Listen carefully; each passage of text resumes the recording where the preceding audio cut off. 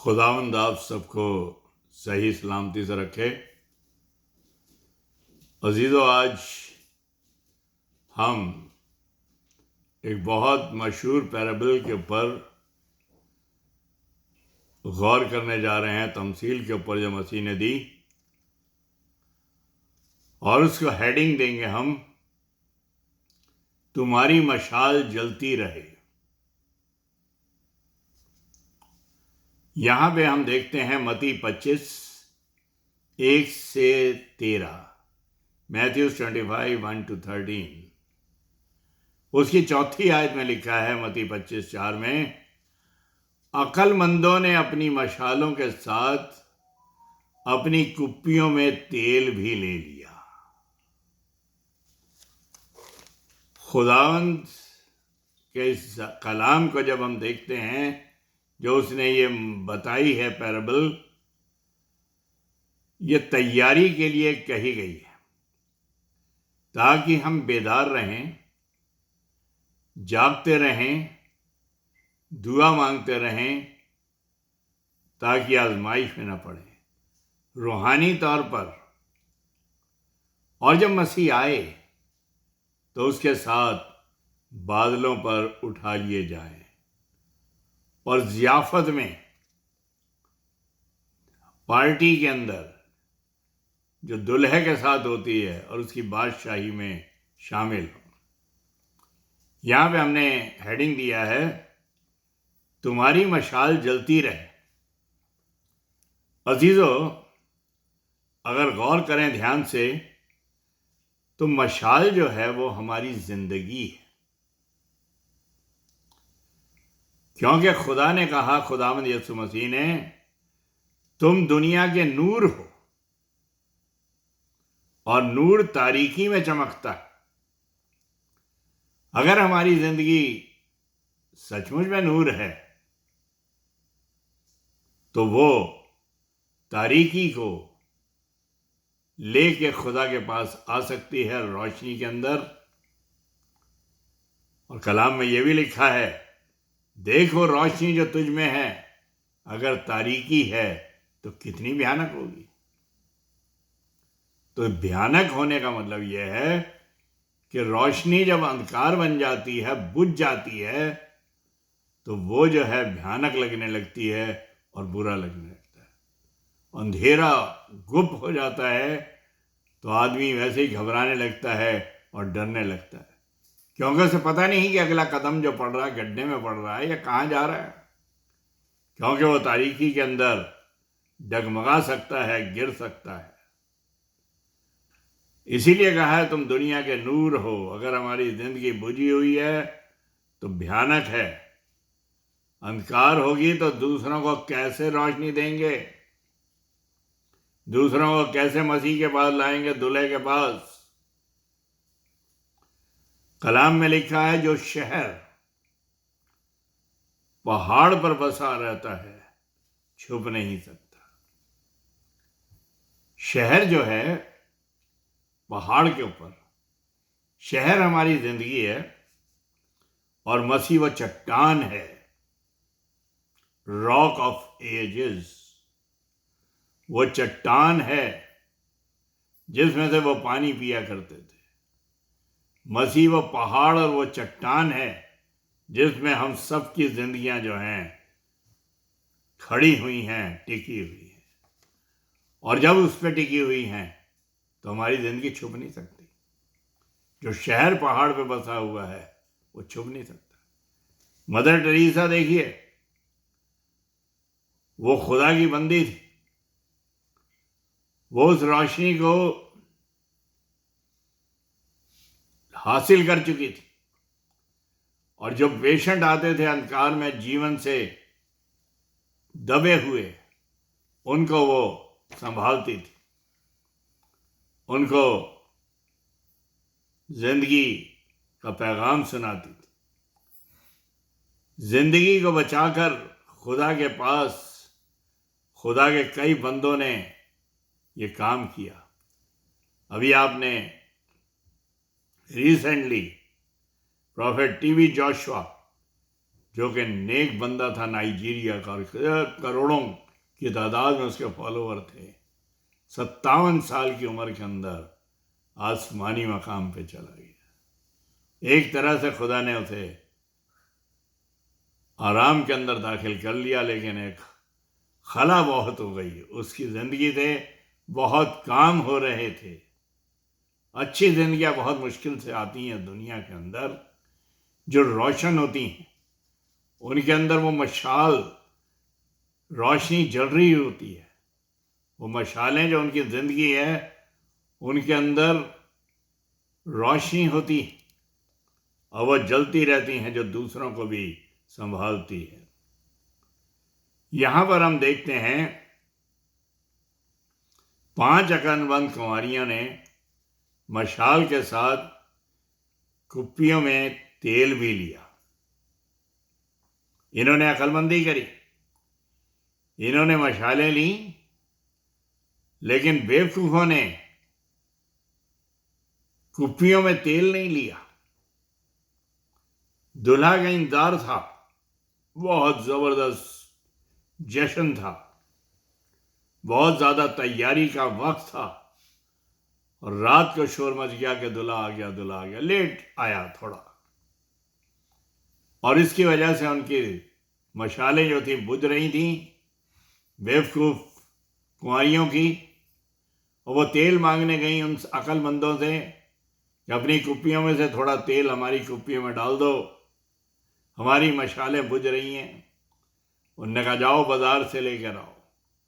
और जब वो बाजार गई इतने में दूल्हा आ गया। अब वो उन्हें 5 को जो अक्लमंद थी और तैयार थी, जिनकी मशालें जल रही थी, अंदर ले गया ज़िहाफ़त में अपनी दावत के अंदर और दरवाजे को बंद कर दिया। जब वो पलट के आई और खटखटाया तो उसने दुल्हे ने खोला दरवाज़ा, लेकिन उन्हें कहा जाओ, चली जाओ, मैं तुम्हें नहीं जानता। कलाम मुक़द्दस इस बात की तरफ ध्यान दिलाता है कि जब खुदावंद यीशु मसीह की आमद होगी तो अगर हम तैयार नहीं होंगे तो हम उसके साथ उठाए नहीं जाएंगे। ये कलाम की बातें हैं जो कि यहाँ पे नज़र आती हैं। और आधी रात को जब वो तैयार भी नहीं थी, वो दूल्हा उस समय आ गया। समझदार तैयार थी। खुदा यही चाहता है अजीजों, कुप्पियों में तेल, कुप्पियां हमारा दिल है जिसमें होली स्पिरिट का तेल भरा रहना चाहिए, पवित्र आत्मा से भरे रहना चाहिए। हमें हमारी जिंदगी बदली हुई होनी चाहिए। जितने मसीह यीशु में वो नए मखलूक हैं। पुरानी चीजें जाती रही, देखो वो सब नई हो गई। मसीह चाहता यही है कि हम तैयार रहें। कहता है कब आ जाए मसीह नहीं जानते, उस दिन और उस घड़ी को कोई नहीं जानता। मसीह ने कहा जैसे चोर आ जाता है, उसका नहीं पता होता कब आ रहा है। पूरब से पश्चिम तक बिजली कौंध के चली जाती है, इब्ने आदम का आना जरूरी होगा, ऐसे ही होगा। उस दिन और उस घड़ी के बारे में कोई नहीं जानता, ना फरिश्ते, ना दुनिया के लोग और ना बेटा। मुझे अफसोस होता है कि कितने बड़े बड़े पास्टर्स को ये नहीं पता या प्रचारकों को ये नहीं पता कि ये आयत जो है कैसी कही गई है। उस दिन और उस घड़ी के बारे में बेटा भी नहीं जानता। यानी वो कहते हैं कि बेटा तो खुदावंद यीशु मसीह है, वो भी नहीं जानता। अरे जब बेटा नहीं जानता तो खुदावंद यीशु मसीह तो वही बेटा था जो इब्तिदा में कलाम था, कलाम खुदा के साथ था, कलाम खुदा था। और 14वीं आयत के अंदर यूहन्ना के अंदर पहले बाब के अंदर लिखा है, और कलाम मुजस्सम हुआ। और वो मुजस्सम यसाया कहता, उसका नाम अजीब मुशीर, खुदा कादिर, अब्दियत का बाप, सलामती का शहजादा होगा। यानी खुदावंद यीशु मसीह खुदा कादिर है, ऑल माइटी गॉड है। लाजर की कब्र में कहता है कयामत और जिंदगी तो मैं हूं। जो कयामत और जिंदगी है वो कयामत के दिन को नहीं जानती। खुदा ये बताना चाह रहा है, खुदावंद यीशु मसीह, जो इंसानियत मैंने ली है, यानी बेटा ये जिस्म जो लिया है, उसका काम नहीं है उस दिन का जानना, वरना मैं जो हूं सा हूं। जैसे ओल्ड टेस्टमेंट में खुदा झाड़ी के पास मूसा को कहता है, इसी तरीके से जब खुदावंद यीशु मसीह ने भागे कसम ने कहा किसे ढूंढते हो, उसने कहा यीशु नासरी को, उसने कहा मैं हूं, और वो पीछे गिरे। उस मैं के अंदर इतनी ताकत है, वो खुदाइयत बोल रही थी। यहां पे बेटा जो है इंसानियत को जोड़ा हुआ बताया है उस दिन और उस घड़ी के बारे में। न बेटा जानता, इंसानियत नहीं जानती जो जुड़ी हुई है, जो उसने ली है। मसीह जो था परफेक्ट ह्यूमन बीइंग था और परफेक्ट गॉड था, कामिल खुदा और कामिल इंसानियत, उसको मसीह कहा गया या खुदा वंद हमारा खुदा कहा गया, जिसके लिए पतरस कहता तो जिंदा खुदा का बेटा मसीह है। उसने कहा ये बात जो है ऊपर से तेरे अंदर डाली गई है, अगर रूह ना तुझे हिदायत करे तो तू बता ही नहीं सकता, जान ही नहीं सकता मेरी हकीकत को। तो अजीज़ो कलाम हमें यही बताता है कि खुदावंद यीशु मसीह ने ये हमें बताया है उस दिन और उस घड़ी के बारे में, दूल्हे के आने के बारे में। तैयारी जो है बहुत ज़रूरी है। समझदारों ने अपनी कुप्पियों के अंदर, दिल के अंदर वो तेल भर लिया था जो कि पवित्र आत्मा का यहाँ पे आज हमें भरना है। हमारी ज़िंदगी बदली होनी चाहिए। मसीह कब आ जाए हम नहीं जानते। उस घड़ी के बारे में रैप्चर के अंदर आप देखते हैं जब उठाया जाना होगा, ये लैटिन वर्ड है जिसके अंदर क्यों ऊपर उठाया जाना, ये ऊपर उठाया जाना। दो औरतें, देखिए 50-50 मामला है। दो औरतें चक्की पीसती होंगी, एक ले ली जाएगी, एक छोड़ दी जाएगी। दो शख्स खेत में काम कर रहे होंगे, एक उठा लिया जाएगा, एक छोड़ दिया जाएगा। दो शख्स पलंग पे सो रहे होंगे, एक ले लिया जाएगा, एक छोड़ दिया जाएगा। यहां पे भी 10 कुंवारियां, 5 चली गई, 5 रह गई। ये क्या बात को जाहिर करता है? इस चीज को अगर आप देखेंगे, थोड़ी देर में हम इस पे गौर करेंगे, जो कि बहुत ज़रूरी है। पहला थिस्सलुनीकियों उसका 4 बाब 13 से 18 में, उसके अंदर कलाम के अंदर पाया जाता है मसीह का बादलों पर आना। जो मरे हैं जी उठेंगे, हम सब उठा लिए जाएंगे, खुदावंद के साथ रहेंगे। ये बात जाहिर करता है कि मसीह जो है जमीन पे नहीं आएगा। ये मसीह की सेकंड कमिंग नहीं है, ये रैप्चर का टाइम है। अब बादलों पर आएगा और कलीसिया जो है उसके बरगुजीदा लोग उठा लिए जाएंगे। खानदान के अंदर 4 जने हैं, 2 ले लिए जाएंगे, 2 छोड़ दिए जाएंगे। इसी तरीके से दुनिया के अंदर जितने भी मसीही हैं, अगर खुदा से जुड़े हुए हैं, वो सारे उठा लिए जाएंगे। और बाकी दुनिया जो उसका इनकार करती है, वो दांतों का पीसना और एड़ियों का रगड़ना होगा, यहीं रह जाएंगे। 50-50 मामला है यहाँ पे। आदम आद क्रिश्चियनिटी आज चारों तरफ फैली हुई है दुनिया के अंदर। अगर वो सच्चे मसीही हैं, वो रैप्चर पे उठा लिए जाएंगे, बाकी सब छोड़ दिए जाएंगे। बाइबल हमें इस तरफ ध्यान दिलाती है अजीजों। सेकंड कमिंग जो है वो उसकी माउंट ओलिव पे होगी, जैतून के पहाड़ पर, जो 2 हिस्सों में बढ़ जाएगा जब वो आएगा। उसमें आए गलीलियों, क्या देखते हो? जहां से इसे जाते हुए देख रहे हो, फरिश्ते कहते हैं जल्द आते हुए देखोगे, जल्द आते हुए देखोगे। अजीज़ों, कलाम मुक़द्दस हमें इस बात की तरफ ध्यान दिलाता है, ज़मीन के ऊपर मसीह की आमद होगी उस समय, जो कि जिक्र पाया जाता है माउंट ओलिव पर वो उतरेगा। मसीह दूल्हा है, हम दुल्हन हैं। कलाम मुक़द्दस में देखते हैं माउंट ऑलिव पर जब आएगा तो बैटल ऑफ हैरमेगेडोन होगी। हरमिजदौन ये जो है पहाड़ का 2 हिस्सों के अंदर अब वैली बन जाएगी। जो मैगिडो वैली है उसको बैटल ऑफ हैरमेगेडोन की मैगडोन की जगह कहा गया है। 1000 साल तक खुदा की हुकूमत होगी ज़मीन के ऊपर। रेवलेशन 20 के अंदर आप देखते हैं, प्रकाशित वाक़या 20 के अंदर।